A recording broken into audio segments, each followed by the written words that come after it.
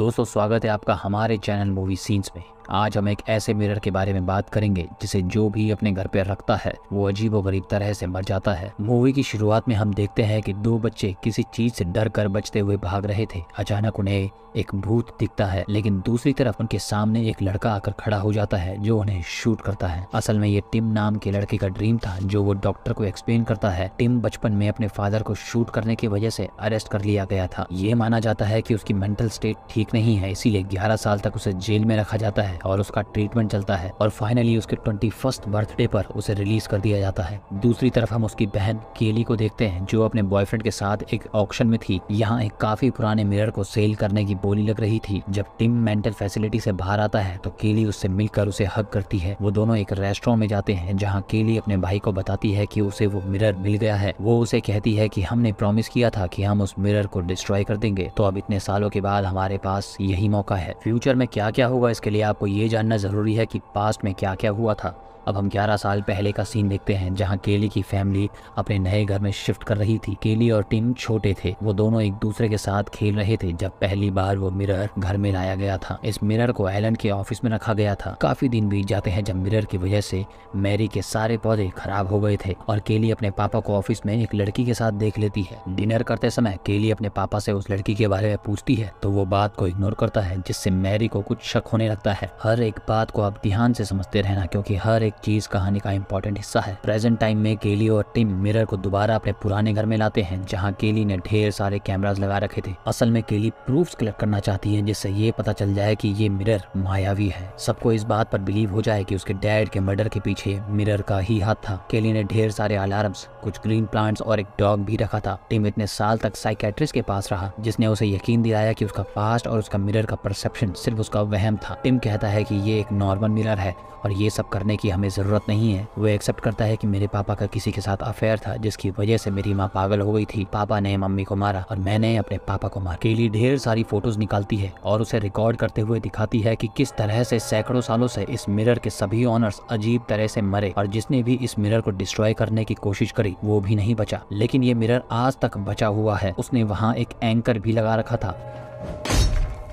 In case अगर किसी तरह ये दोनों मर जाते हैं तो आधे घंटे के टाइमर में वो मिरर पर अपने आप गिर जाएगा जिससे मिरर टूट जाएगा। टिम मिरर को तोड़कर केली को बता देना चाहता है कि मिरर में कोई सुपर नेचुरल पावर्स नहीं है। केली उसे कहती है कि तुम शौक से उसे तोड़ कर देखो। टिम एक चेयर लेकर उसे तोड़ने जाता है लेकिन वो मिरर में देखकर कहीं खो जाता है और चेयर नीचे रख देता है। केली कहती है कि मिरर ने तुम्हें कंट्रोल किया है। अब 11 साल पहले हम देखते हैं कि जैक रात को अपना ऑफिस में बैठकर टाइप कर रहा था। उसकी उंगली में बैंडेज थी जिसे वो निकाल कर साइड रखता है, लेकिन जब वो दोबारा टाइप करने लगता है तो वो देखता है कि बैंडेज उसकी उंगली में ही लगी है। वो एक टूल का यूज करके बैंडेज निकालने लगता है लेकिन बैंडेज की जगह उसका नाखून ही निकल जाता है। असल में उसकी उंगली में बैंडेज थी ही नहीं। ये तो सिर्फ भ्रम है जो मिरर ने उसके लिए क्रिएट किया था। मिरर इस तरह की सिचुएशंस को क्रिएट करता है जिससे ये समझना मुश्किल हो जाता है कि कोई चीज रियल है या नहीं। जैक अब मिरर से बात करने लगा था जिससे मैरी को शक होता है कि वो किसी लड़की से ही बात कर रहा है। इस बात पर दोनों की काफी बहस होने लगती है। मैरी कहती है कि कुछ समय से तुम खोए खोए से रहते हो। कुछ समय से उनका डॉग भी अजीब बिहेव करने लगा था। वो काफी बीमार हो चुका था। प्रेजेंट सीन में केली अपने डॉग को बंद करके मिरर के सामने रख देती है, ये प्रूव करने के लिए कि किस तरह मिरर की वजह से वो भी उनके पुराने डॉग की तरह बीमार हो जाएगा। लेकिन टिम डॉग को छोड़ देता है। दोनों भाई बहन की बहस होती है जिसमें टिम कहता है कि वो एक नॉर्मल मिरर है। सच ये है कि मैंने ही अपने डैड को मारा है। केली रोने लगती है कि टिम सच जानते हुए भी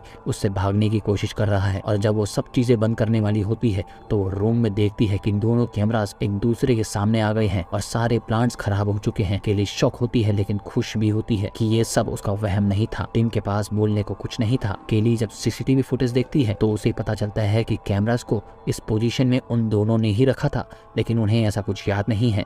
वो समझ जाती है कि मिरर ने ही उनसे ये सब करवाया था। पास्ट टाइम में हम देखते हैं कि जब जैक घर पर नहीं था तो मैरी को उसके ऑफिस में चेक करते हुए एक कागज पर किसी का नाम लिखा मिलता है। वो रोने लगती है और सब चीजों को फेंक देती है। वो रो रही थी लेकिन मिरर में उसका रिफ्लेक्शन मुस्कुरा रहा था। वो काफी तेज चिल्लाती है और दोनों बच्चे भागते हुए नीचे आते हैं। मैरी उन्हें मारने की कोशिश करती है, लेकिन वो दोनों भागते हुए अपने रूम में आ जाते हैं। जब वहाँ जैक आता है तो वो उसे भी मारने लगती है। जैक उसे पकड़ लेता है। दोनों बच्चे रोने लगते हैं, लेकिन जैक उन्हें उनके रूम में रहने को कहता है। जैक मैरी को घसीटते हुए एक रूम में ले जाता है। काफी दिन तक उनकी माँ अपने रूम से बाहर नहीं निकलती। एक दिन जब कैली उस रूम में जाती है तो उसे पता चलता है कि उसके पापा ने उसकी माँ को रूम में एक चेन से बांध रखा है। इधर प्रेजेंट डे में हम देखते हैं कि किस तरह से मिरर केली और टिम के दिमाग से खेल रहा था। टिम को बार बार अपना बचपन दिखता है और कभी कभी तो भूत भी दिखता है, और केली बल्ब चेंज करने के लिए अपना आधा खाया हुआ एप्पल वहां रखती है। बल्ब चेंज करने के बाद दोबारा एप्पल उठाकर जैसे ही खाती है तो उसे पता चलता है कि उसने गलती से बल्ब चबा लिया है। उसके मुंह से खून निकलने लगता है।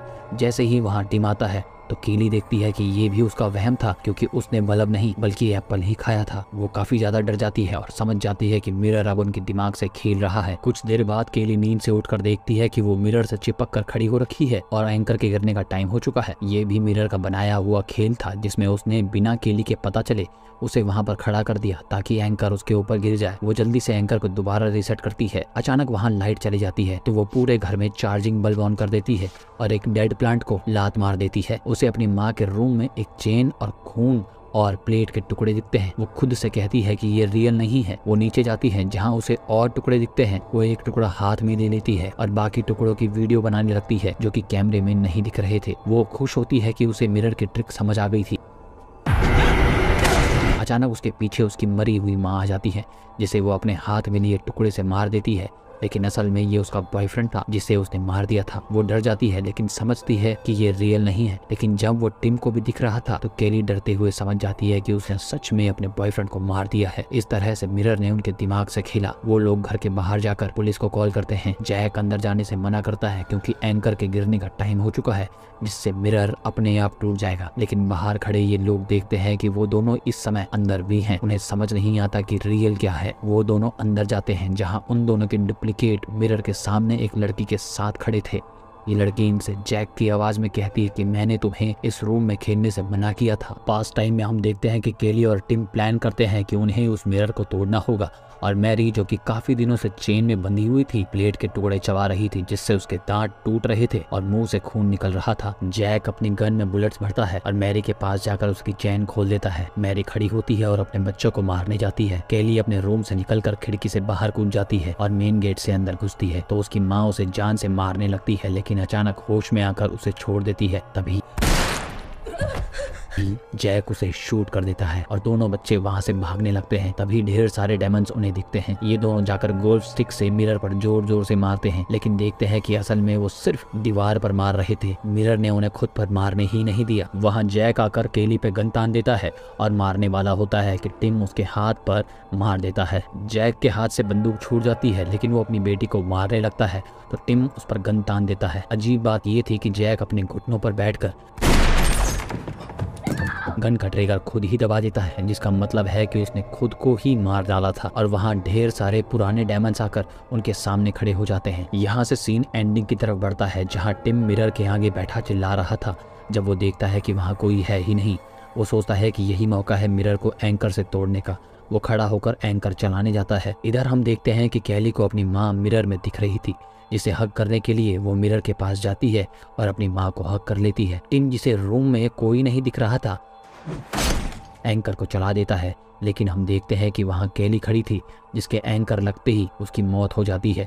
ये खतरनाक भ्रम मिरर का क्रिएट किया हुआ था, जिसमें पहले केली अपनी माँ को हक करने के लिए मिरर के पास जाती है, लेकिन टिम को दिखी ही नहीं। अब पास्ट और प्रेजेंट के सीन्स बिल्कुल पैरेलल चलते हैं, जहाँ पास्ट में तो अपने फादर को मारने की वजह से टिम को पुलिस ले जा रही थी, और प्रेजेंट में अपनी बहन को मारने की वजह से टिम को पुलिस ले जा रही थी। वो दोनों टाइम यही कह रहा था कि ये सब मिरर ने किया है। पास्ट वाले सीन में उसे घर में उसकी मम्मी पापा का डीमन दिखता है, और प्रेजेंट में उसे अपनी मम्मी पापा और बहन का डीमन दिखता है।